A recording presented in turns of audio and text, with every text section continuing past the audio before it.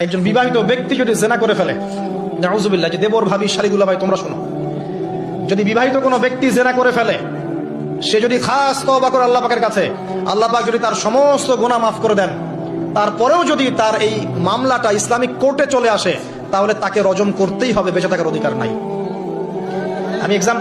আমি দলিল দিচ্ছি, শোনেন। নবী সাল্লাল্লাহু আলাইহি ওয়াসাল্লামের একজন সাহাবী, মহিলা সাহাবী, তিনি পাপ করে ফেলেছেন। কি করেছেন? জেনা করে ফেলেছেন। বিবাহিত ব্যক্তি ছিলেন। নবীর কাছে এসে বলছেন, ইয়া রাসূলুল্লাহ তাহহিরনি, আমাকে পবিত্র করুন, আমি অন্যায় করেছি। নবী সাল্লাল্লাহু আলাইহি ওয়াসাল্লাম বলছেন, মুখ ফিরিয়ে নিচ্ছে, একবার ডান দিকে মুখ ফিরাচ্ছেন, একবার বাম দিকে মুখ ফিরাচ্ছেন। নবী শুনতে যাচ্ছেন না, কারণ এটা কোর্টে চলে আসলেই বিপদ। নবীজি বলছেন, বাসায় যাও, বাসায় যাও, তওবা করো, আল্লাহর কাছে তওবা করো, আল্লাহ মাফ করে দিবে। বাসায় চলে যাও, বাসায় চলে যাও, তওবা করো, আল্লাহ মাফ করে দিবে। সে মহিলা বলছে, না ইয়া রাসূলুল্লাহ, আমি অনেক বড় অন্যায় করেছি, আমাকে পবিত্র করুন। আপনি পবিত্র না করেন তাহলে পরকালে আল্লাহ আমাকে শাস্তি দিবেন, আমাকে পবিত্র করুন। এবার নবী সাল্লাল্লাহু আলাইহি ওয়াসাল্লাম বলেন, বাসায় যাও, তুমি গর্ভবতী হয়েছো, হ্যাঁ, বাচ্চা খালাস করো, তারপরে এসো, তোমার বিচার করে দেওয়া হবে ইনশাআল্লাহ। সেই মহিলা বাসায় ফিরে গেল, তওবা করতে থাকলো, তার গর্ভের সন্তান বড় হতে লাগলো। এক পর্যায়ে সন্তান জন্ম হলো।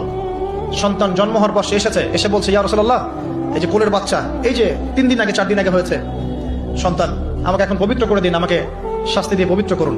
নবী সাল্লাল্লাহু আলাইহি ওয়াসাল্লাম বাচ্চাটিকে তাকিয়ে বলছেন যে এই বাচ্চাকে দুধ পান করাতে হবে।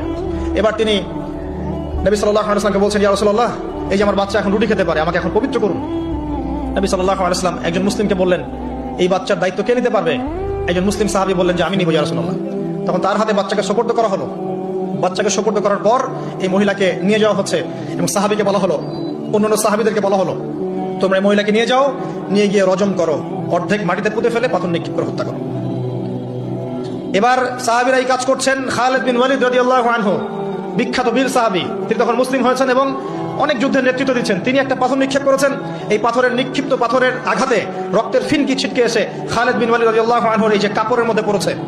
তখন খালিদ বিন ওয়ালিদ রাদিয়াল্লাহু আনহু তিনি বলছেন, ছি, আমার কাপড়ে একজন ব্যভিচারী নারী রক্ত পড়লো, এরকম একটা স্টেটমেন্ট তিনি করেছেন। তখন নবী সাল্লাল্লাহু আলাইহি ওয়াসাল্লাম রাগ করে বলেন, ইয়া খালিদ, তুমি থামো,